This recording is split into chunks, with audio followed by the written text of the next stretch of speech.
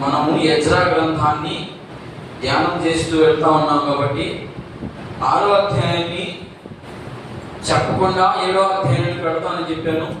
కానీ 6వ అధ్యాయంలో ఆధ్యాత్మికమైనటువంటి విషయాలు చాలా నేర్చుకోవాలని మరలా 6వ అధ్యాయాన్ని మనం ఈరోజు ముగించుకునేదానికి ప్రయత్నం చేద్దాం. వీలైనంత వరకు ముగించేద్దాం ఈ 6వ అధ్యాయాన్ని. ఈ పత్రిక అయిన తర్వాత వాక్యం మీద పట్టలేకపోతే చర్చి అయిపోద్ది. దేవుడు ఏదో చేస్తాడని దేవుడి దగ్గరకు వస్తే మాత్రం ఇలాగే ఉంటుంది. చర్చి ఎట్లుంటుందంటే శూన్యం అయిపోద్ది. దేవుడు నా కోసం ఏం చేశాడు, నేను ఆయన కోసం ఏం చేస్తున్నాను? ఆయన ప్రతిఫలాన్ని కోరతాడా? ఆయన ఏమంటున్నాడు? బలియు అర్పణ నేను కోరను కానీ ఏం కావాలా? చెవి నాకు అమర్చితివి అన్నాడు. హెబ్రీ పత్రికలో ఉంటుంది మాట. బలియు అర్పణ నేను కోరను, మరి ఇంకేం కావాలి నీకంటే నాకు ఒక చెవిస్తే చాలు. చెవికి దాని అర్థం ఏంటంటే నా మాట వింటే చాలు మీరు. అది దాని అర్థం. మీరు ఎన్ని బలులు ఇచ్చినా, ఎంత స్తుతి చేసినా, ఎంత ప్రార్థించినా సంఘములో ఉండకపోతే మీ ప్రార్థన అంతా తెయ్యెత్తుకోబోద్ది. ఖచ్చితంగా చెప్తున్నాను నేను. ప్రార్థన ఎందుకు సంఘంతో ఉండాలి అంటే సంఘము విలువ తెలియడం లేదు. సంఘము విలువ ఎప్పుడైతే తెలుస్తుందో అప్పుడే దేవుని విలువ మనకు తెలుస్తుంది. సంఘం విలువ ఏముంది? అక్కడ 4 మనుషులే కదా కూర్చుంటాం. కోరు అంటే ఒక 40 మంది ఉంటారు. మనం కూర్చున్నా కూర్చోకపోయినా ఏ ఇబ్బంది లేదు అని అనుకుంటున్నాం అంటే అది ఒకవేళ నీకు మంచిదేమో కానీ దేవుడి విషయంలో మాత్రం ఇది చాలా విరోధమైనటువంటి కార్యం. దేవుడు నువ్వు ఎన్ని తప్పులు చేసినా క్షమిస్తాడేమో కానీ మందిరానికి రాకపోతే క్షమాపణ లేదు. ఈ విషయాలు మీకు ఎందుకు చెప్తున్నానంటే దేవుని వాక్యం చాలా కఠినంగా ఉంటుంది. ఆ వాక్యాన్ని మనం అర్థం చేసుకోవడంలో లేదా బోధించడంలో తేడా వస్తే ఇది ఎప్పుడు పట్టినా అల్లతే తీసుకొచ్చి ముందులో పెడుతున్నాడే, ఇంకొకటి లేదా అని చాలా మంది అనుకోవచ్చేమో. ఖచ్చితంగా నేను చెప్పేది మీరు బాగా అబ్జర్వేషన్ చేసి ఆ ప్రకారం నడవండి. మీకు శ్రమలు, కష్టాలు, కలగండ్లు ఏ వచ్చినా 1, 2, 3 రోజులుంటే మీరు నన్ను అడగచ్చు. దేవుడు చెప్పినట్లుగా విని దేవుడు చెప్పిన మార్గంలో మీరు కానీ నడవగలిగితే అది ఎంత పెద్ద సమస్య అయినా, ఒకవేళ పరిష్కారం కాకపోయినా అది నీ మీద ప్రభావం మాత్రము చూపించదు.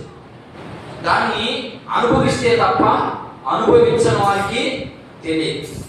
నేను ఆల్రెడీ మీకు చెప్తానే ఉన్నాను. ఎజ్రా గ్రంథాన్ని ధ్యానం చేయడానికి బలమైన కారణం ఏంటంటే అసలు దేవుడు, దేవుని మందిరము, దేవుని సేవ ఈ 3 లేకుండా దేవుని రాజ్యాన్ని స్వతంత్రించుకోవడం అసంభవం. అది జరగని పని. ఈ 3 ఉండాలి. ఏ ఒక్కటున్నా తక్కువే. ఇప్పుడు ఉదాహరణకి ఏదైనా ఒక ఫంక్షన్కి పోవాలి. ఫంక్షన్కి పోతే మనం అన్నీ చూడాలి, అన్నీ వినాలి అనుకుంటే ముందుగా పోతే దొరుకుతుందా, వెనకపోతే దొరుకుతుందా? ముందుగా పోతే దొరుకుతుంది. దాని అర్థం ఏంటంటే ఎందుకు అట్లా ఉదాహరణకు పోల్చి మాట్లాడుతున్నానంటే మొదటి నుండి కొస్తాక వింటే అక్కడ జరిగిన సంఘటన అంతా మనకు అర్థం అవుతుంది.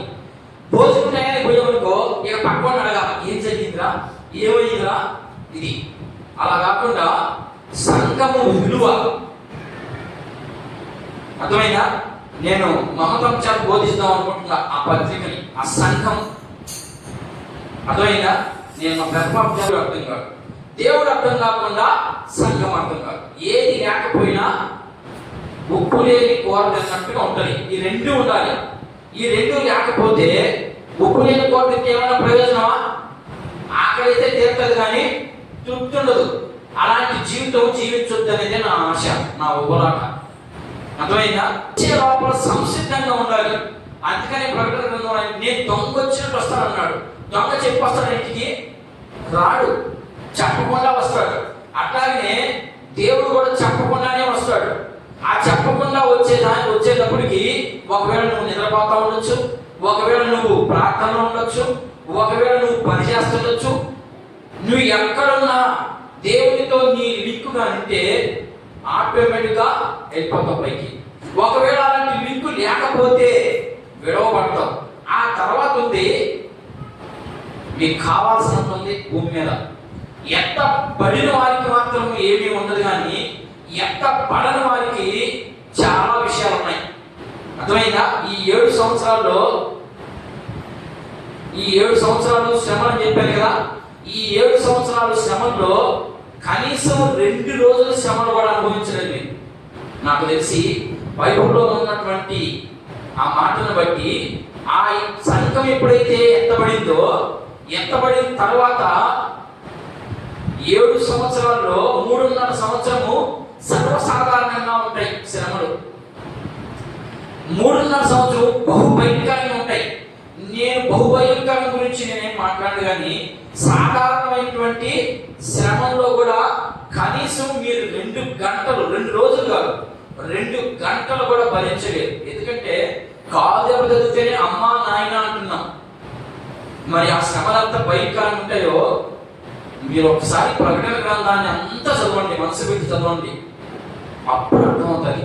అలాంటి శ్రమలు మనం అనుభవించాలి అనుకుంటే మీ ఇష్టం, మీరే చాయిస్. అందుకని ఇశ్రాయేలు చెప్తాడు, ఆశీర్వాదము నీ ఎదురు పెట్టాను, శాపము నీ ఎదురు పెట్టాను, నీకు ఏది కావాలనో నువ్వే ఇచ్చుకో, నేను చెప్పను నీకు ఇది దిద్దుకొని. ఎందుకని చూడు, ఈయనంతా అనుభవించేసి ఇప్పుడు వచ్చి మాకు నీతిని బోధిస్తున్నారు అని అనుకోవచ్చు. ఇది మాత్రం మనసులో పెట్టుకొని మీరు ముందుకు కొనసాగాలని నేను ఒక చిన్న విన్నపంగా మీకు వివరించాను. ఓకేనా? సరే, ఏది ఏమైనా మనం వాక్య ధ్యానంలోనికి మనం వెళదాం, చదువుదాం. ఎజ్రా గ్రంథము 6వ అధ్యాయం కొన్ని వచనాలు మాత్రమే చదివి నేను త్వరగా ముగించేదానికి సిద్ధపడతాను. కొన్ని వచనాలు మాత్రమే, 6వ అధ్యాయంలో ఒక 3 వచనాలు మనం చదువుదాం. చదువునాయన. ఎజ్రా గ్రంథము 6వ అధ్యాయము. అప్పుడు రాజైన దర్యావేషు ఆజ్ఞ ఇచ్చినందున బబులోనులో ఖజానాలలోని దస్తావేజును పట్టుకొని కొట్లో వెదకగా మాదీయుల ప్రదేశమందు ఎగ్బాతాను ఆను పురములో ఒక గ్రంథము దొరికెను. దానిలో వ్రాయబడి ఉన్న ఈ సంగతులను కనబడిను. ఏం వ్రాయబడి ఉన్నాయో అక్కడ రాస్తా ఉన్నాడు. రాజైన కోరేషు ఎలుబడి 1వ సంవత్సరమందు అతడు యెరూషలేములో నుండు దేవుని మందిరమును గూర్చి నిర్ణయించినది బలులు అర్పింపతగిన స్థలముగా మందిరము కట్టింపవలనని, దాని పునాదులు గట్టిగా వేయవలనని, దాని నిడివి 60 మూరలు, దాని వెడల్పు 60 మూరలు ఉండవలను. 3 వరుసలు గొప్ప రాళ్ల చేత, 1 వరుస క్రొత్త మానుల చేత కట్టవలనని, దాని వ్యాయామమును రాజు యొక్క ఖజానాలో నుండి ఇయ్యవలెను. మరియు యెరూషలేములోనున్న ఆలయము నుండి నెబుకద్నెజరు బబులోనుకి తీసుకొని వచ్చిన దేవుని మందిరము యొక్క వెండి బంగారము ఉపకరణమును తిరిగి అప్పగింపబడి యెరూషలేములోనున్న మందిరమునకు తేబడి దేవుని మందిరములో వాటి స్థలమందు పెట్టవలెను. ఇంకా మీరు చదువుకుంటూ పోండి. ఈ 22 వచనాన్ని మీరు ఇంటికాడ చదవండి. చదువుకొని రావాలి. మీరు ఎప్పుడైనా కూడా చదువుకొని వస్తేనే మీకు అర్థమవుతుంది. ఇక్కడ ఏం మాట్లాడుతున్నాడు? ముందు అధ్యాయంలో ఏం జరిగిందో కొంత మీకు జ్ఞాపకం చేస్తాం. ముందు అధ్యాయం ఏం జరిగిందంటే, మందిరాన్ని నిర్మాణించేటప్పుడు కొంతమంది అపవాది అని చెప్పాను నేను. అపవాది వాళ్ళని ప్రేరేపించి మందిరాన్ని కడితే వీళ్ళకి మన మాట వినరు అని రాజుకు ఒక ఉత్తరాన్ని రాయడం జరిగింది. రాజు అయినటువంటి దర్యావేషు ఎవరికి రాశారు ఉత్తరము? దర్యావేషుకు రాశాడు. మందిరం కట్టమని ఏ రాజు ఆజ్ఞించాడు? మొదటి అధ్యాయంలో కోరేషు. గుర్తుపెట్టుకోండి, ఇక్కడ సస్పెన్స్ అవ్వకండి. ఫస్ట్ ఏమో రాజేమో ఆజ్ఞిచ్చాడు, మళ్ళా రాజే ఆత్మ అన్నాడు అని అనుకుంటారేమో. ఇక్కడ రాజులు ఇద్దరు కనబడతా ఉన్నారు మనకు. దర్యావేషు ఒక ఆయన, కోరేషు ఒక ఆయన. అర్థమైందా? కోరేషు జెరుబ్బాబెలును పంపించాడు, కట్టించుపోయి అని ప్రేరేపించాడు అతన్ని, ఆయన చక్రవర్తి కాబట్టి. అయితే ఇప్పుడు ఎవరికి విజ్ఞాపన చేస్తున్నారు వీళ్ళు?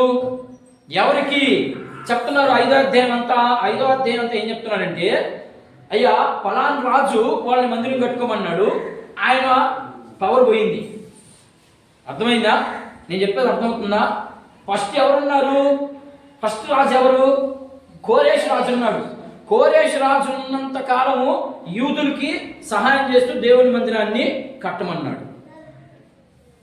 కోరేష్ రాజు పరిపాలన ఆగిపోయింది.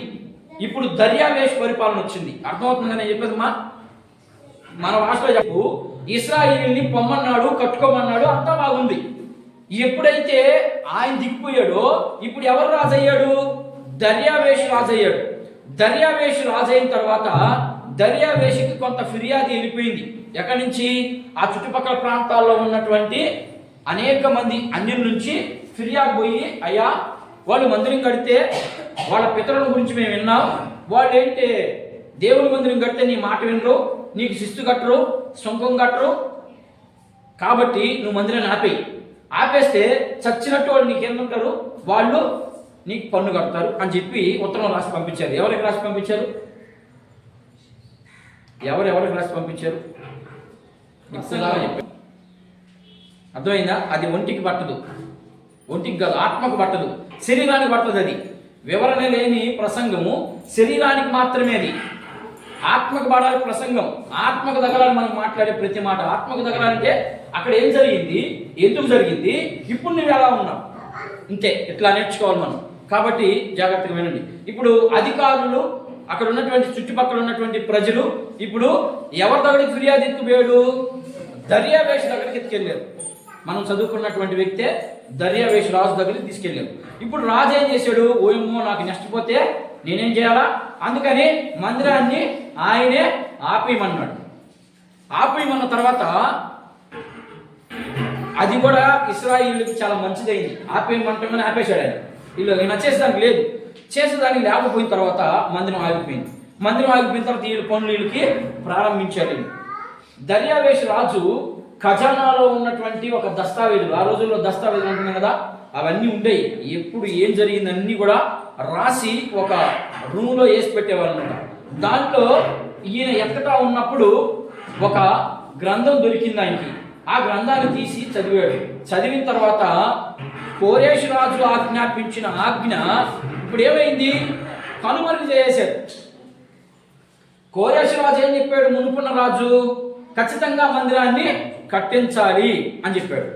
ఇప్పుడు ఆ రాజు అటు భాగంగానే ఇప్పుడు ఈయన దగ్గర ఉన్నటువంటి నాయకులు, ప్రజలు దాన్ని ఆపించేసేదానికి ప్లాన్ చేసి ఈయన ఆపించేశారు. ఆపించేసిన తర్వాత ఈయన మళ్ళా ఆ పుస్తకాన్ని తెప్పించి అదంతా చదివాడు. ఈయన చదివిన తర్వాత దాంట్లో ఏముంది? ఆజ్ఞ, రాజాజ్ఞ, ఖచ్చితంగా మందిరాన్ని కట్టించాలి అని ఉంది. ఈయన ఏం చేశారు? కట్టించలేదు. ఇది ముందు జరిగినటువంటి వివరణ. కట్టించకపోయేసరికే ఆగిపోయింది. ఆగిపోయినటువంటి దాన్ని ఇప్పుడు దేవుడు ఏం చేశాడు? ఆ రాజుకి, ఎవరికి? దర్యావేషు రాజు, ఈ రాజుకి ప్రవక్తల ద్వారా ఏం చేశాడు? కళ్ళు తెరిపించాడు. ప్రవక్త మాట్లాడాడు. ఏమని? దేవుని మందిరం పాడై ఉండగా ఏవేలు గ్రంథంలో మనం చదివాం. మీరు దేవుని మందిరం పాడై ఉంటే మీ ఇష్ట ప్రకారం మీరు ఇల్లులు కట్టుకుంటున్నారు, కట్టబాకండి, ముందు దేవుని మందిరం కట్టండి అని ప్రవక్తల ద్వారా దేవుడు ప్రేరేపించాడు. ఎప్పుడైతే ప్రేరేపించాడో అప్పుడు దర్యావేషుకి జ్ఞానోదయం కలిగి అప్పుడు వెళ్ళాడు ఆ ఖజానాలోకి. ఖజానా అంటే డబ్బులు, బంగారము, ఆ రాజ్యానికి కావాల్సినటువంటి ఉన్నటువంటి ప్రాంతాన్నే ఖజానా అంటారు. ఆ ఖజానాలోకి వెళ్ళి ఆ ఖజానాలో చూశాడు. వాళ్ళకి గ్రంథం కనబడతా ఉంది. దీనికి మనం చదువుకున్నాం ఇప్పుడే. ఆ గ్రంథాన్ని తీసుకొచ్చాడు. తీసుకొచ్చి దాన్ని అంతా చదివాడిన. చదివితే దాంట్లో ఈయనకంటే ముందున్నటువంటి రాజు, ఆ రాజు ఏం చెప్పాడంటే ఖచ్చితంగా మందిరాన్ని కట్టి తీరాల్సిందే, దానికి కావాల్సినటువంటి అన్ని కూడా మీరు సమకూర్చండి అని చెప్పాడు. అది చూశాడు ఈయన దర్యావేషు. చూసి ఇప్పుడు ఏం చేశాడు? దర్యావేషు ఆజ్ఞిస్తున్నాడు.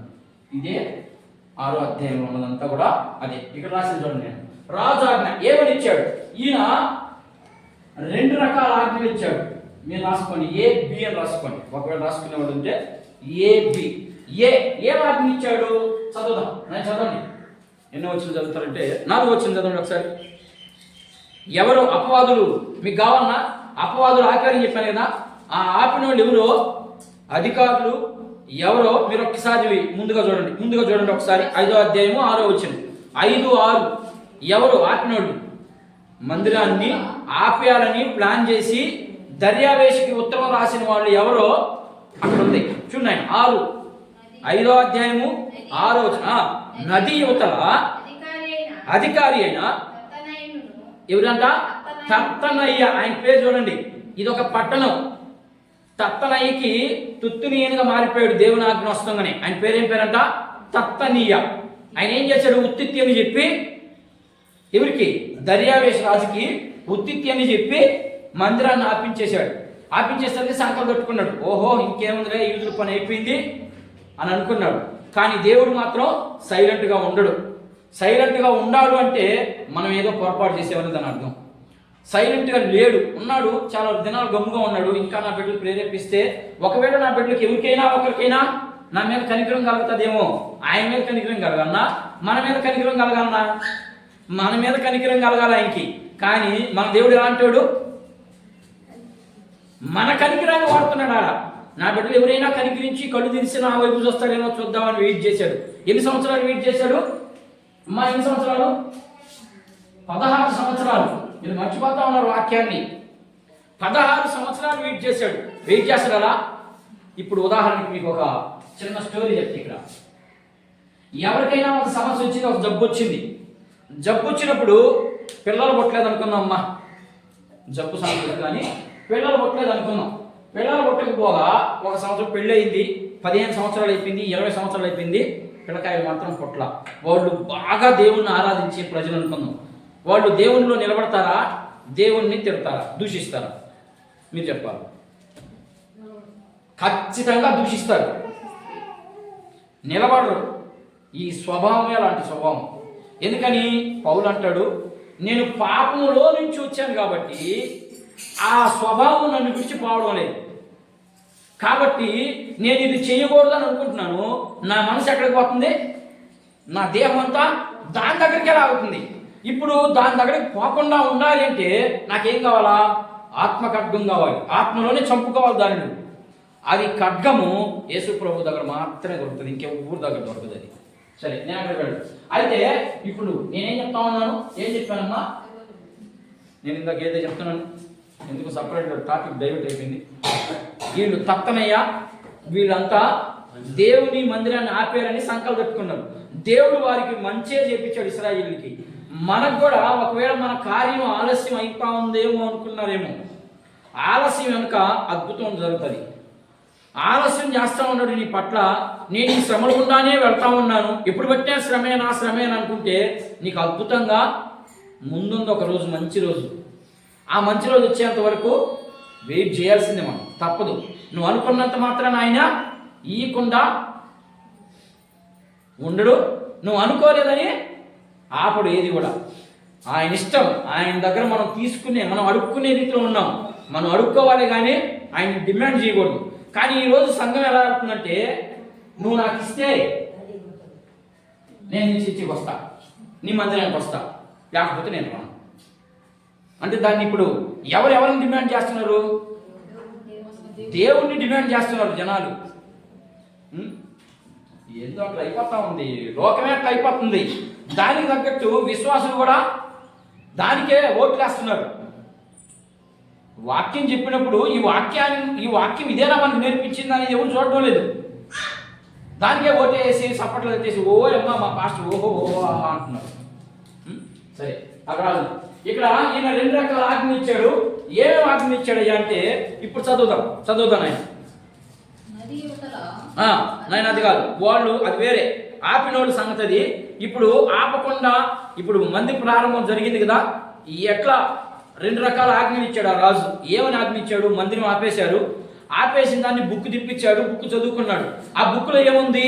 వీడు చెప్పిందంతా తప్పు, నేను చేసింది పొరపాటని దర్యావేషు రాజు తెలుసుకొని ఇప్పుడు రాజు ఆజ్ఞ జారీ చేస్తున్నాడు ప్రజలకి. ఏమని చేస్తున్నాడు ఒకసారి 6వ అధ్యాయానికి మనం వద్దాం.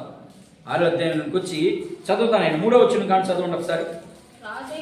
రాజైన అదిగో చూస్తాం, ఆయన చదివాడు దాన్ని. రాజైన కోరేషు ఏలుబడిలో మొదటి సంవత్సరమందు అతడు యెరూషలేములో నుండి దేవుని మందిరమును గూర్చి నిర్ణయించినది బలులు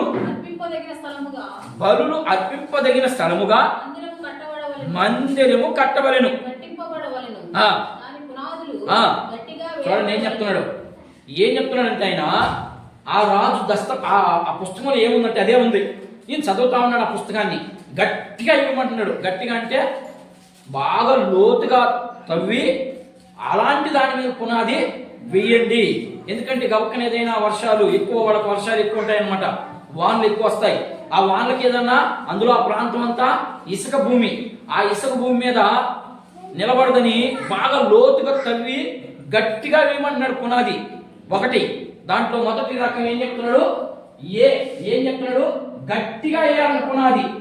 అర్థమైందా? గట్టిగా వేయాలి. దీనికి ఒక మీకు ఉదాహరణ చెప్తా. ఇక్కడ రాజు దర్యావేషు ఏం చెప్తున్నాడు, పునాది గట్టిగా వేయాలని చెప్తున్నాడు దర్యావేషు రాజు. ఇప్పుడు మన రాజు యేసు ప్రభు ఏం చెప్పాడు మనకి గుర్తుకొస్తుందా మీకు? యేసు ప్రభు కూడా మాట చెప్పాడు మనకి, మనం నేర్చుకోదగిన వాళ్ళని. యేసు ప్రభు ఒక మాట చెప్పాడు. ఏం చెప్పాడు చెప్పండి, మీకు ఎవరికైనా గుర్తుంటే. నేను మీకు ఒక క్లూ అందించేదా? అందిమంటే అందిస్తాను. ఈయన దర్యావేషు ఇక్కడ ఉన్నటువంటి నాయకులకి ప్రజలకి ఒక ఆజ్ఞ జారీ చేశాడు. ఏమంటే ఆ పునాది చాలా గట్టిగా వేయాలి. మీరు పైన ఉట్టెక్క పోయేసి అందుకు పైన వేసేసి లోడేసి కట్టేస్తే కుదరదు. బాగా లోతుగా తవ్వి పునాది బలంగా వేయండి అని చెప్తున్నాడు ఈయన ఈ రాజు. ఆ మాట కూడా శిరస వహించాలా పడేదా? ఖచ్చితంగా వహించాలి. వహించకపోతే చంపేస్తాడు రాజు ఆయన. ఇప్పుడు మన రాజు మనకు కూడా ఇచ్చాడు ఒక ఆజ్ఞ. ఏంటి ఆజ్ఞ? గుర్తు రాలేదా? గుర్తుకు రాలమ్మా. మత్తయి సువార్త చూద్దాం, ఆయన ఏం చెప్పాడు మనకు. మన రాజు మనకేం చెప్పాడు చూద్దాం. మత్తయి సువార్త 8వ అధ్యాయం.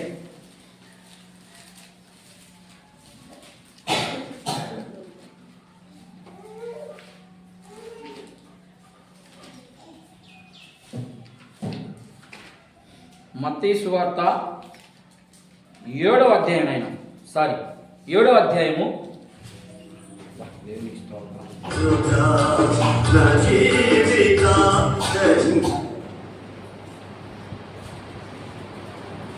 ఆయన మత్తయి సువార్త మత్తయి రాసినటువంటి శుభవార్త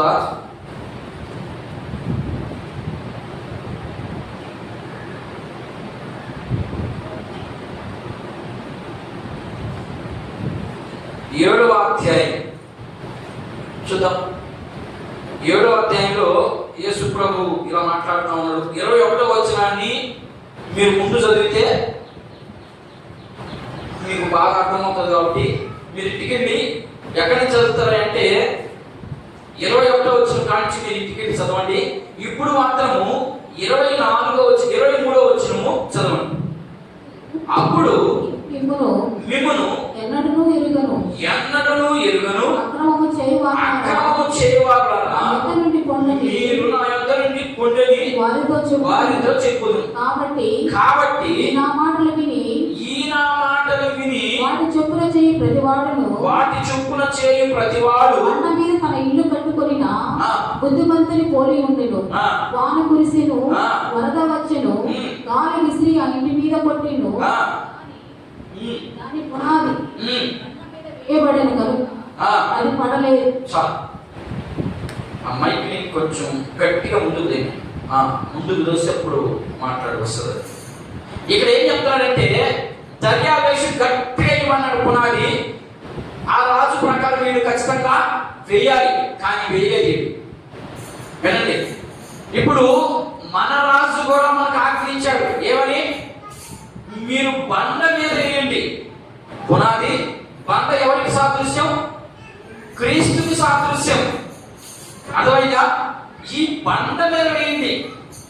ఈ బండ మీద వేస్తే మీకేమొచ్చినా, వాన వచ్చినా, వరద వచ్చినా అది బండ మీద వేయబడింది కాబట్టి అది స్థిరంగా ఉంటుంది, లేకపోతే పడిపోతుంది అని అర్థం. ఇప్పుడు ఈ రెండు విషయాల్లో ఏ విషయంలో మనం బలహీనంగా ఉన్నామో ఒకసారి ఊహించుకుందాం. ఇశ్రాయేలీయులు ఈ విషయంలో బలహీనంగా ఉన్నారు. యూదులు ఏం చెప్పాడు? యూదులకి 20-60 మూరలు, అంతేనా? నేను వచ్చిన చదవండి, ఎన్ని మూరలు అని చెప్పాడు అక్కడ? ఎజ్రా గ్రంథంలో ఒక పక్క పెట్టుకోండి. ఎన్ని పెట్టుకోమన్నాడమ్మా? 60 మూరలు. 60 మూరలు అంటే ఎంత పొడుగు? నేను 60 మూరలు అంటే ఎంత పొడుగు చెప్పండి. ఏమన్నా డైలాగ్ లేదు ఇక్కడ. 60 మూరలు అంటే ఎంతమ్మా?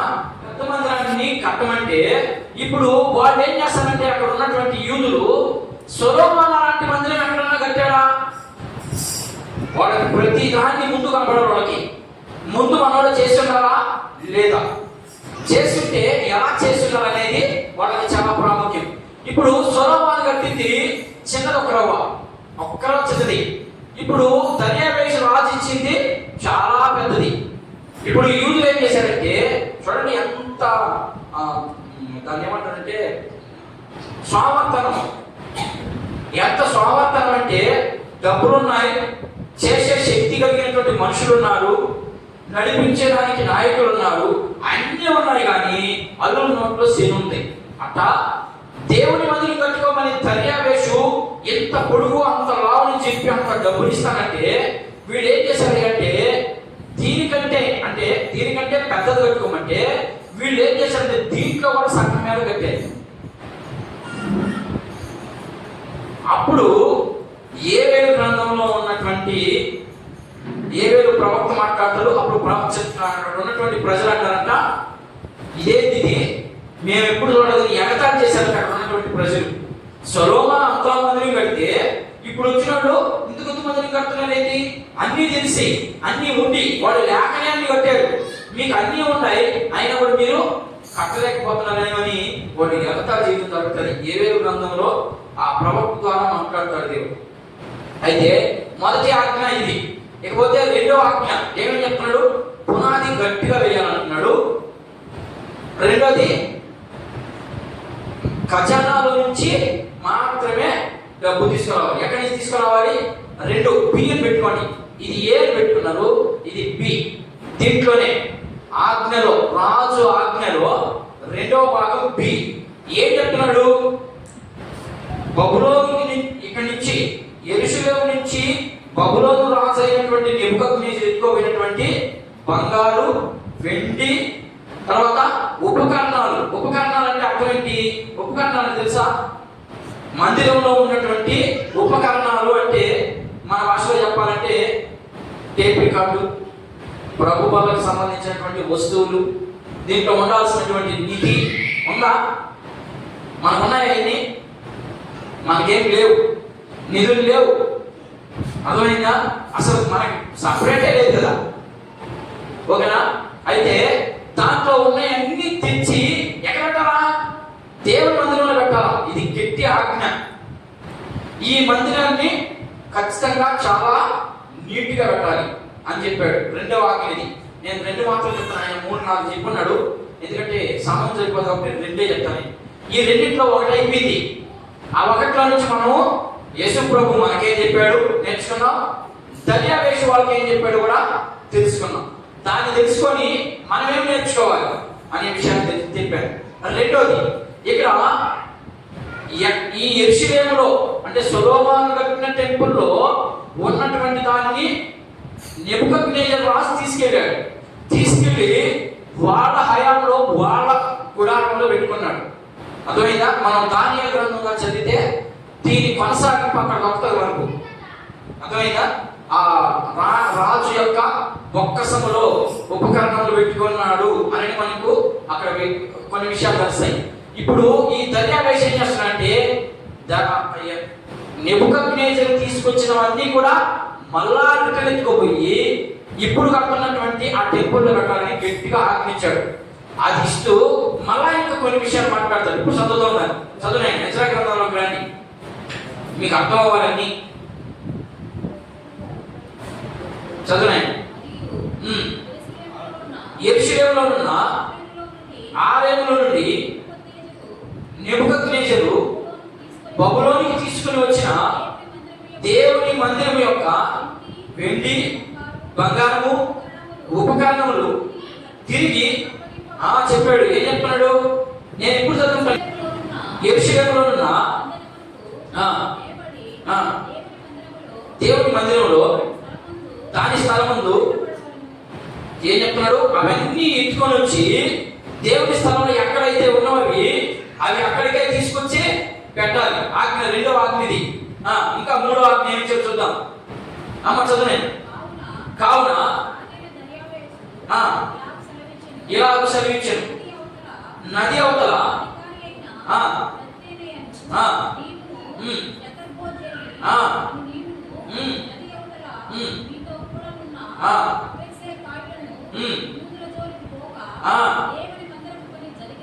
అక్కడ పురుషుడా పెట్టాడు చూడండి. మీరు ఇవన్నీ గమనించాలి. పురుషుడా ఉందా, లేకపోతే పదానికి గ్యాప్ ఉందా?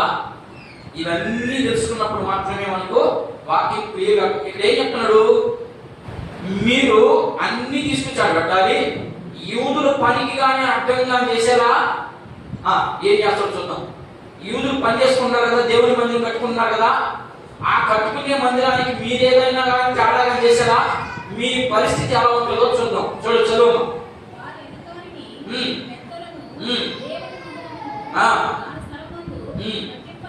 కట్టింపనీయుడి మరియు దేవుని మందిరమును కట్టించినట్లుగా యూదుల యొక్క పెద్దలకు మీరు చేయవలసిన సహాయమును గురించి మేము నిర్ణయించింది ఏమనగా, రాజు యొక్క సొమ్ములో నుండి అనగా నది యువతల నుండి వచ్చిన పన్నులో నుండి వారు చేయు పని నిమిత్తము తడువు ఎంత మాత్రము చేయక, అంటే దాని అర్థం ఏంటి? తడువు అంటే ఆలస్యం చేయకుండా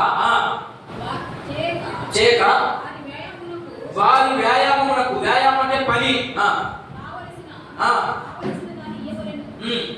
మరియు ఆకాశమండలి దేవునికి కోడలే గాని, గొర్రె పొట్టెలనే గాని, పిల్లలనే గాని, గోధుమలే గాని, ఉప్పే గాని, నూనె గాని, యెరూషలేములోనున్న యాజకుల ఆకాశమందలి దేవుని సువాసనైన అర్పణను అర్పించి రాజును అతని కుమారులను జీవించినట్లుగా చూడండి. ఆడబెట్టాడు మన పిడి. అమ్మ మన చూడండి ఏం చెప్పాడు? ఏదన్నా తేడాగా చేశారా? మీ పిడకాయలు చచ్చిపోతారని అర్థం. మీ పిడకాయలు సాగకుండా ఉండాలంటే నేను చెప్పించి లేకపోతే నేను చేస్తాను అన్నాడు. అర్థమైందా? ఇప్పుడు మనం నేర్చుకోవాలి కదా. అది వాడికేది మనకు కావాలి కదా. దేవుని మందిరానికి లేదా దేవుని మందిరాన్ని పాడు చేస్తా ఉన్నాం అనుకో, ఏమవుతే? యేసుప్రభు చెప్పలేదా? దేవుని మందిరాన్ని పాడు చేస్తా ఉన్నారు. పాడు చేస్తున్నప్పుడు యేసుప్రభు ఒక మాట అన్నాడు. ఏమన్నాడు చెప్పండి? ఎక్కడ అన్నాడు వాడు చెప్పు. అక్కడ అన్నాడు గుర్తుందా మీకు? గుర్తులేదా? యోహాను సువార్త 2వ అధ్యాయం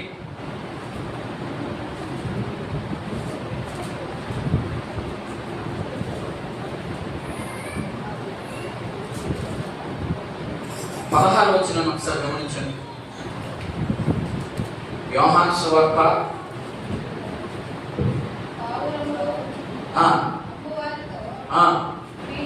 వీటిని లేకపోతే మీకు బాగా అర్థం అవ్వాలి కాబట్టి దేవుని మందిరాన్ని నా సైడ్ ఇక్కడ దేవుని మందిరాన్ని 4 గోడలు అనుకుంటున్నారేమో.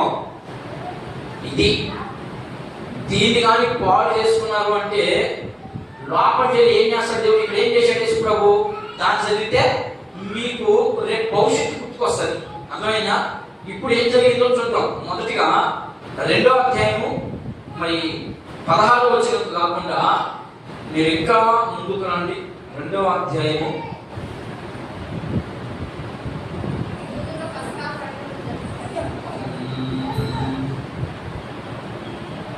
ఒక నిమిషం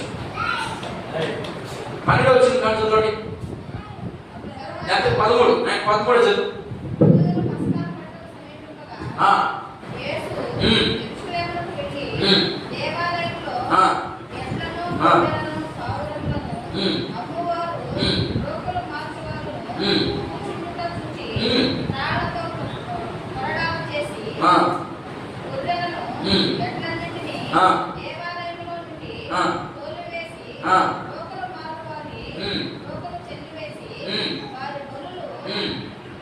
వారు బల్లలు ప్రణదోసి పావురమును అమ్మవారితో వీటిని ఇక్కడి నుండి తీసుకుని పోండి, నా తండ్రి ఇల్లు వ్యాపారపు ఇల్లుగా చేయకుండా చేయొద్దని చెప్పాడు. ఏం చెప్తున్నారు ఇక్కడ?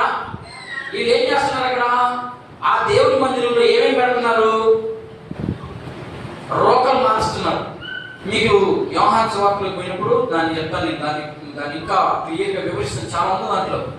రోకలు మారుస్తున్నారు, తర్వాత గొర్రెల్ని మేకల్ని ఎద్దుల్ని కట్టేస్తున్నాడు. దేవుడి మందిరంలో కట్టేస్తాడన్నా? మరి ఇక్కడ రాస్తుంది వాక్యం, మనం కట్టేస్తున్నాం. వాళ్ళు ఏం కట్టేది అక్కడ, వాళ్ళు ఎందుకు కట్టేది అక్కడికి వచ్చినప్పుడు నేను యోహాను సువార్త చెప్పినప్పుడు ఏదో ఒక సందర్భంలో మాట చెప్తాను, అప్పుడు దాని వివరణంతా పూర్తిగా మీకు ఇస్తాను. ఓకేనా? దేవుని మందిరాన్ని పాడు చేసినందుకు ఏం చేశాడు ఆయన? తాళ్ళు తీసుకొని కొరడాలాగా చుట్టి ఉతికి పారేశాడు, ఒక్కొక్కడిని దోసి పారేశాడు అన్ని. మరి నీ మందిరం చెడిపోతా ఉంటే, నీ మందిరం పాడైపోతా ఉంటే ఎట్లా పాడవుతుంది దేవుని మందిరం? మన హృదయం ఎలా పాడవుతుంది? దానికి కూడా రెఫరెన్స్ చూపిస్తాను నేను. మార్కు సువార్త చూద్దాం, మీకు అన్నీ నేను అట్లాగే చూపిస్తాను. 7వ అధ్యాయం ఎలా పాడవుతుంది. 14వ వచనం నుంచి యేసు ప్రభు స్వయంగా మాట్లాడుతున్నటువంటి మాటలు చదువు. అప్పుడు ఆయన జనసమూహం అప్పుడు దాకా ఆయన ప్రసంగం విని వెళ్ళిపోయారు. వెళ్ళిపోయిన మళ్ళా పిలిచాడు ఆయన, రండి రండి రండి, నేను చెప్పింది మీరు వినలేదు, రండి రండి అన్నాడు. మీరందరూ నా మాట విని గ్రహించుడి.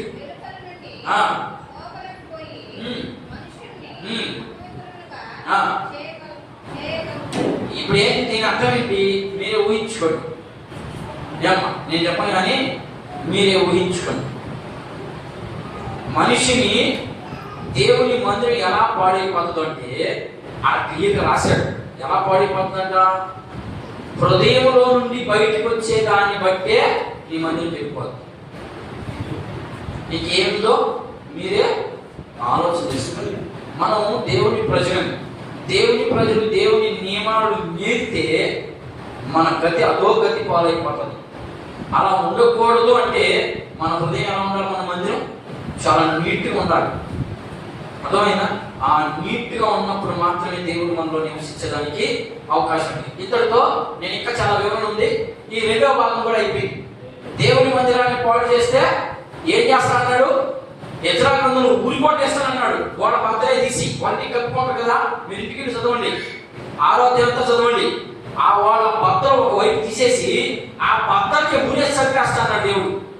మరి మనం ఆయన ఏర్పాటు చేసుకొని వాళ్ళన్నింటినీ సమకూర్చి అన్ని పెడితే దేవుడికి వ్యతిరేకమైన దానికి దేవుడే వాళ్ళు ఆ పని చేశాడంటే మరి నిన్ను నన్ను ఆ పని చేయ ఖచ్చితంగా చేస్తాడు అనేది మనం గుర్తుపెట్టుకోండి. ఇప్పుడు 2 విషయాలు ముగిసాయి. ఇక 2వ విషయంకి వచ్చాను. ఈ మొదటి భాగంలో 2 విషయాలు, మొత్తము 2 విషయాలకి 2 ఉదాహరణలు ఇచ్చాను. ఇక 2వ విషయానికి వచ్చాను. మందిరము పూర్తి అవుట. ఎప్పుడైంది ఇది పూర్తి? ఎప్పుడైంది? ఒకసారి మనం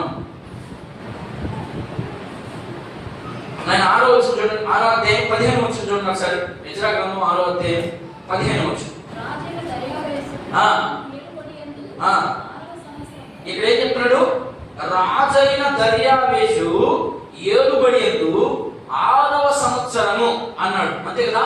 అంటే క్రీస్తు పూర్వము 516 నుండి లేదా 518 లేదా 20 పడేసుకున్నాం. కానీ నీకు కోరేష్ ఏలుబడి యందు అని మొదట అధ్యాయం మనం చదివాం. నేను అప్పుడు చెప్పినప్పుడు ఎన్నో సంవత్సరం అనేది, ఆ సంవత్సరాలు ఆయన పరిపాలన చేశాడు. దర్యావేషు పరిపాలనలో మాత్రమే ఇది క్రీస్తు పూర్వం. అంటే యేసు ప్రభు పుట్టక మునుపు 516 కానీ 520 మధ్యలో పూర్తయింది. దేవుని మందిరం కట్టడము ఎప్పుడు పూర్తయింది? అప్పుడు పూర్తయింది. పూర్తయిన తర్వాత ఏం చేయాలి? మందిరము పూర్తయిన తర్వాత ఏం చేయాలా? బలులు అర్పించాలి. వాళ్ళకి ప్రాముఖ్యం అదే. ఇప్పుడు మనం దేవుడి దగ్గరికి వచ్చిన తర్వాత మనం ఏం చేయాలి? సంఖ్య బయట పెట్టుకొని ఆదివారం శుక్రవారం వస్తే సరిపోద్దా? కుదరదు. అది మనకు కుదరతుంది. కానీ దేవుడి లెక్కేంటి? ప్రతిరోజు కనీసం 1 గంట చర్చిలో గడిపి అనేకుల కోసం ప్రార్థన చేయాలి. ఒకవేళ వీడు దొరకలేదు, ఇంట్లో కూర్చోవాలి. ఇంట్లో కూర్చొని ప్రార్థన చేయాలి. చేయగలుగుతున్నావా? మనం టీవీ పెట్టుకొని చూసుకుంటాం, కానీ అలాంటి ప్రార్థన చేయకపోతే మందిరం పాడైపోతుంది. అది ఎవరుకున్నా ఇప్పుడు ఒక కొత్త ట్రెండ్, మాకేం సంబంధం లేదు, అది పాస్టరే చేయాలి అంతేనా? పాస్టరే కానీ ఈ బాధ్యత మీకు లేదా? బాధ్యత పాస్టర్ ఒక్కడే చేస్తారా? లేకపోతే మీకున్నా బాధ్యత? మందిరం కట్టుకున్నారు కదా మీరు కూడా, మందిరం కట్టుకున్న మీకు ఉందా అలాంటి బాధ్యత? సమయం దొరికితే టీవీ ముందు కూర్చున్నాం, సమయం దొరికితే వ్యాఖ్యాన శిఖాలు పోదాం. మీకు కూడా ఉండాలి బాధ్యత. ఆ బాధ్యత మనం ఎప్పుడైతే స్వీకరిస్తామో దేవుడు మన ఆధ్యాత్మికమైన జీవితాన్ని కూడా స్వీకరించడానికి సిద్ధపడతాడు. నేను పోయే ప్రదేశేస్తాడు. నాకేం సంబంధం లేదండి అని ఏమీ చేసుకో అని అనుకుంటున్నాను. మీరు బలులు అర్పించాలి. అర్థమైందా? ఆ బలులు ఎలా అర్పించాలో లేవియాకాండము 4-5 అధ్యాయం మీరు తిరిగి చదవండి. బలులు ఎలా అర్పించాలి, ఎందుకు అర్పించాలి?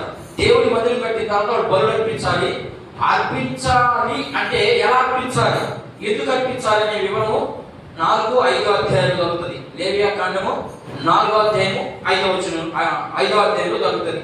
ఇప్పుడు మనం కూడా మందిరం కట్టుకున్నావా? ఆత్మీయ మందిరం కట్టుకున్నావా? కట్టుకోలేదా? కట్టుకున్న తర్వాత మనం ఏం చేయాలా? మనం కూడా బలులు అర్పించాలి కదా. ఆ బలులు అర్పించాలో పాత నిబంధన ఎలా ఉండాలో, క్రొత్త నిబంధన ఎలా ఉండాలో కొన్ని వచ్చిన చూపించేసి నేను మానేస్తాను. ఓకేనా?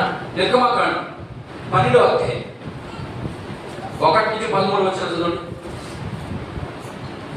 వాళ్ళు ఎందుకు బలులు అర్పిస్తున్నారు అనే విషయం జాగ్రత్త. మీకు మనం ఎందుకు బలులు అర్పించాలనో 2 విషయాలు చెప్పి నేను మానేస్తాను. మోషే అహరోనులు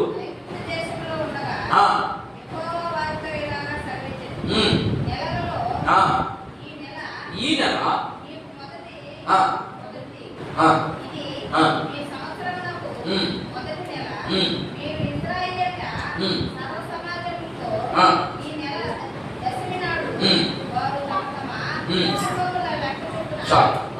మీరు ఇంటికి చదువుకోండి.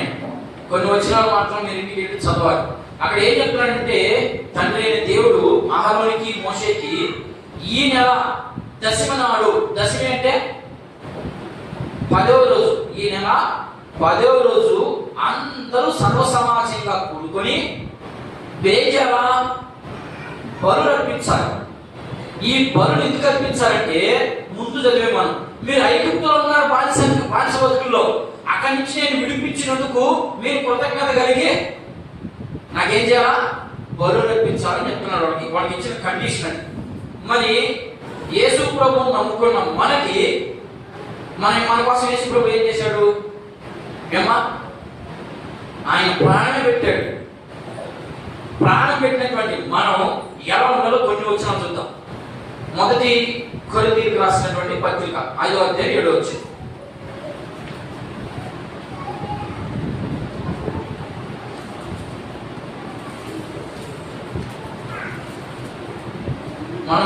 మనం ఎలా ఉన్నామో, మనం ఎలా కొన్నాడు ఆయన, మనం ఎలా చేశాడో అక్కడ చూడండి. 5:7 1 కొరింథీ 5:7 మీరు ఏంటంట? ఇదేం కొత్తగా ఉందే? ఏం చెప్తున్నాడు అక్కడ? మీరు పులిసిన పిండి వరి కాక ఏంటంట? కొత్త ముద్ద అవ్వాలంట. అవేనా? ఏమన్నా ఆశ్చర్యం? మీరు ఏం చెప్తున్నాడు ఆయన? పౌలు ఆ సంఘానికి ఏం చెప్తున్నాడంటే, మీరు పులిసిన పిండిలాగా ఉండొద్దు. ఎట్లా ఉండాలంటే ఇప్పుడు కొత్త ముద్దగా ఉండాలంట. ఉందా మనకి అసలు? పులి పిండి అంటే అర్థం ఏంటంటే అన్ని మిక్సింగ్ చేసుకుంటేనే పొడుస్తుంది పిండి. అర్థమైందా? లేకపోతే పిలవదు. కొత్త ముద్దున్నట్టు నీరు పోయకుండా ఉట్టి పిండి అక్కడ పెట్టండి, అది పొడుస్తుంది చూద్దాం. నీరు పోస్తే పులిసిపోదు. దాన్ని మీరు అర్థం చేసుకోండి. నేను చెప్తే మీరు ఈ ఎంతసేపు ఈ సోదే చెప్తాను అనుకుంటారని నేను చెప్పడం లేదు, మీకు ఉన్నది మాత్రమే వివరిస్తున్నా, మీరు అర్థం చేసుకోండి. మన జీవితానికి లింక్ వేసుకోండి. మనం ఏ విషయంలో పులిసిపోయినాం చూడాలి, వెనక్కి వెళ్ళిపోవాలి. ఆచారాల్లో పులిసిపోతున్నావా? టీవీ కాడ కూర్చొని పులిసిపోతున్నావా? ఆ ఇంటి సోది ఈ ఇంటి సోది పెట్టుకొని పులిసిపోతున్నావా? ఇవన్నీ సోదరే. మనకి పులుపు ఎక్కడి నుంచి వస్తుందంటే ఇవన్నీ కూడా మనకి పులిసిన వాళ్ళమే. కానీ ఆయన ఏం చెప్తున్నాడు? మీరు కొత్తగా జన్మించాలి. ఎక్కడికి పోవాలంటే ఆయనతో సహవాసం చేయాలంటే కొత్తగా జన్మించాలి. ఆ పొరడ ఈ పొరడ మనకు వద్దు. మనం బాగున్నావా? మనం బాగలేము. అవతల బాగుంటాడా బాగున్నాడు నీకు అనవసరం. నువ్వు బాగుండు ముందు, అవతల సంగతి ఏందు. నేనే సరిగా ఉన్నాను, పక్కవాడి గురించి నేనేం చెప్పేది? అట్లా చెప్పకూడదు. వాక్యం ఏం చెప్తుందంటే ముందు మనకి, తర్వాత ఇంకోటికి. నువ్వే సరిగా లేకుండా పక్కవాడికి ఏం చెప్తావు? అక్కడ చూపిస్తాం. అర్థమైందా? ఇప్పుడు పులి ముద్దగా ఉన్నామంటున్నాడు. ముద్దగా ఉన్నావా? ఇప్పుడు మూడో విషయం ఏదమ్మా? ఏం రాశాడు ఇక్కడ? కనబడుతుందా? ఏమో కనపడదమ్మా? ఏమో ఎవరికి కనపడలేదా? వాళ్ళు పవిత్ర పరుచుకున్నటకు బలులు అర్పించారు. నేను రాయలేదు ఇక్కడ. 20వ అధ్యాయం 20 వచ్చిన చదవండి. యెషయా 6:20 చదవండి. వాళ్ళు ఏం చేశారు? కనపడలేదు. నేను రాసింది పెద్ద అక్షరం రాస్తాను రేపు నుంచి. యాజకులు అంటే దేవుడికి పని చేసేవాడని. మనం కూడా ఇప్పుడు అందరమే దేవుని ప్రజలే. చదువుమా. లేవీయులను అమ్మా తమ్మును తాము దాని మైకు చూడమ్మా, నాకు వినపడలేదు. యాజకులను లేవీయులను తమ్మును తాము పవిత్రపరచుకొని. ఇదిగో ఆ మాట ఇక్కడ రాశాను. ఏమన్నా రాశాను? పవిత్రపరచుకొని. పవిత్రులైన తరువాత చెరలో నుండి విడుదల నొందిన కొరకును తమ బంధువులైన యాజకుల కొరకును తమ కొరకును పస్కా పశువును వధించిరి. ఏం చేశారంట? పస్కా పశువును వధించారు. ఇప్పుడు ఇదే మనలో నుంచి సంఘం నేర్చుకోవాలి. ఇది రాశాను నేను మళ్ళా. అది వాళ్ళకి ఓకేనా? ఇప్పుడు సంఘంగా ఏర్పరచబడిన మనకి మనమే నేర్చుకోవాలి. రాశాను చూడండి. క్రీస్తు మన కోసము సిలువలో చనిపోయినాడు కాబట్టి మన పాపాలన్నీ పోయి మనం ఇప్పుడేమయ్యో విమోచించబడ్డాం. విమోచించబడిన మనము ఆయన చెప్పినట్లుగా వినగలుగుతున్నావా, వినడం లేదా? ఇది మనం నేర్చుకోవాల్సిన ప్రశ్న. ఆయన ఎలా చచ్చిపోయాడు, ఎందుకు చచ్చిపోయాడు, కొన్ని వచనాలు మాత్రమే చూసి మనం ముగిద్దాం. 1 పేతురు 1వ అధ్యాయం 8వ వచనం ఒకసారి చూద్దాం. పేతురుకు రాసిన మొదటి పత్రిక. పాత నిబంధన ఎట్లా ఉంటుంది? కొంచెం ఈజీగా ఉంటుంది. ఇదంతా స్టోరీ. అర్థమైందా? మీరేమి అదే పడవాలండి, నేర్చుకోండి, సిద్ధపడండి. వాళ్ళ మొదటి పేతురుకు రాసిన మొదటి పత్రిక 1వ అధ్యాయం 8. మీరు ఆయనను చూడకపోయినను ఆయనను ప్రేమించుచున్నారు. ఆయన ఏం చేస్తున్నాడంటే మిమ్మల్ని ప్రేమిస్తానే ఉన్నాడు. మనం మాత్రం ఆయన ప్రేమని అంగీకరించడం లేదు. అంగీకరించాలి. చదువు. ఇప్పుడు ఆయనను కనులారా చూడకే విశ్వసించుచు నీ విశ్వాస ఫలమునకు అనగా ఆత్మరక్షణను. మీరు యేసు ప్రభువుని ఎవరైనా చూసారు? ఇక్కడ ఉన్నాడు, ఎవరు చూడలేదు కదా? చూడకుండానే మీరు ఆయన నమ్మారు కాబట్టి మీకు ఇప్పుడు ఏమొచ్చింది? ఆత్మకు రక్షణ వచ్చింది అని చెప్తాడు అక్కడ ఆయన. మీకు ఆత్మకి రక్షణ వచ్చింది. రక్షణ వచ్చిన తర్వాత ఇంకేముందో చూద్దాం.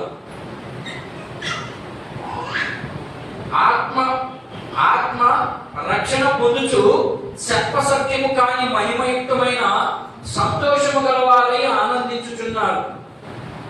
ఏమమ్మా ఉన్నది అసలు సంతోషం మనకి? దేవుని ఆరాధించలేనటువంటి మనం యానికి వచ్చింది మనకు సంతోషం? మనకు సంతోషం లేదు. ఇంకో వచ్చిన 19 చదువుతున్నాయి. అదే అధ్యాయం 19. అమూల్యమైన రక్తము చేత అనగా నిర్దోషమును నిష్కలంకమునకు గొర్రె పిల్ల వంటి క్రీస్తు రక్తము చేత విమోచింపబడితిరని మీరు ఎరుగుదు కదా. ఏం చెప్పలేదా? గొర్రె పిల్ల వంటి అన్నాడు. కానీ ఇప్పుడు సెవెంత్ డే పేరు విన్నారు అసలు? ఏమ్మా పేరు లేదా? పస్కా పండుగని వాడు శనివారం రోజే ఆరాధన చేయాలంటున్నాడు. ఈ మాటను పట్టుకొని ఏం చెప్తాడు? వరే అన్నాడు కానీ గొర్రె పిల్ల అని చెప్పలేదు పేతురు. వాడు ఏం చెప్తాడంటే గొర్రెలు తీసుకొచ్చి పోసుకొని ఆ రక్తాన్ని చిలికించుకుంటారు పైన ఈరోజు కూడా. అంత విచిత్రమైనటువంటి మనుషులు అయిపోయారంటే వాక్యాన్ని అర్థం చేసుకోలేక అంత విచిత్రంగా ప్రవర్తిస్తూ చేస్తా ఉన్నారు. నేను లాస్ట్ మాట ఒక మాట చదువుతాం. చాలా వచనాలు ఉన్నాయి, మీరు టికెట్ చదువుకోండి. మత్తయి సువార్త 20:28 వచ్చిన రాసుకోండి, పేపర్లో రాసుకోండి. నేను చెప్పేస్తాను, ఇంటికి వెళ్ళి రాసుకుని సమయం అయిపోయింది, నేను మానేస్తాను. మత్తయి సువార్త 20:28 వచ్చిన. మత్తయి సువార్త 20:28 వచనము. గలతీయులకు రాసినటువంటి పత్రిక సంఘానికి, గలతీ సంఘానికి రాసినటువంటి పత్రిక 1:4 తీతుకు రాసినటువంటి పత్రిక 2:14. ఈ వచనం చదువుతామా ఒకసారి. తీతుకు రాసినటువంటి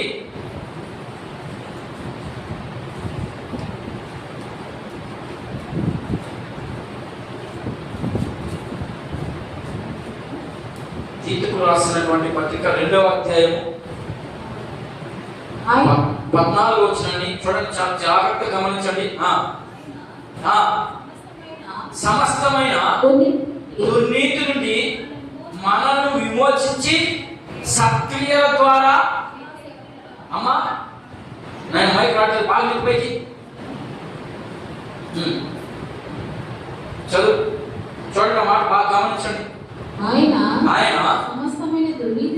సమస్తమైన దుర్నీతి నుండి మనల్ని విమోచించి సత్క్రియలందు దాస్యకి ప్రజలను తన కోసము పవిత్రపరుచుకొని తన సొత్తుగా చేసుకున్నకు తను తానే మన కొరకు అర్పించుకొనెను. ఏం చేశాడంట? లోకంలో ఉన్న ఆశలన్నీ మీరు జరిగించుకుంటారని, వాటి నుండి విడిపించాలని ఆయన తనకు తానే, మీరు ఎవరో ప్రేరేపిస్తూ చేసినట్టు తనకు తానే అనుకున్నాడు. ఆ వచనం అయిపోయింది కదా. ఇంకొన్ని వచ్చిన చూడండి, మత్తయి సువార్త 26:17 రాసుకోండి, మీరు ఇంటికా చదువుతుంది. ఒక వచనం మాత్రం చదివి 27:1-2 చదివేస్తే నేను మానేస్తాను. ఆయన రక్తము ద్వారా మనం విమోచించబడ్డాము. విమోచించబడిన మనం విలువ లేకుండా ఉండకూడదు. నేను రాసుకున్నాను మత్తయి సువార్త 26:17-20 వచనాలు. 27:1-2 వచనాలు చదువు, నేను ముగించేస్తాను. అమ్మా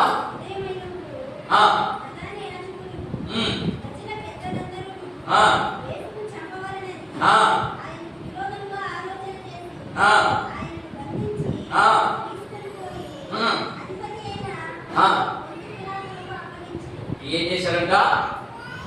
పొంతు పిలాతుకి అప్పగించారంట. మీరు ఎవరికి అప్పగిస్తున్నారు? దేవుడికి. మనం ఎలా అప్పగిస్తాము? ఇందాక చదువుకున్నాం, సత్క్రియ ద్వారానే యేసు ప్రభుని మనం సిలువ వేస్తా ఉన్నాం. వాళ్ళు ఆయన్ని పట్టుకొని పోయి పొంతు పిలాతుకి అప్పగించారు. మీరు ఎవరికి అప్పగిస్తున్నారు? లోకస్తులకు అప్పగిస్తేస్తున్నారు పోయి మనల్ని. యేసు ప్రభుని తీసుకోపోయి ఏమంటే మన క్రియలే, మన క్రియల ద్వారానే మనం యేసు ప్రభుని అప్పగించేస్తున్నాం. ఆ క్రియలు జాగ్రత్తగా ఉండాలి మనకి.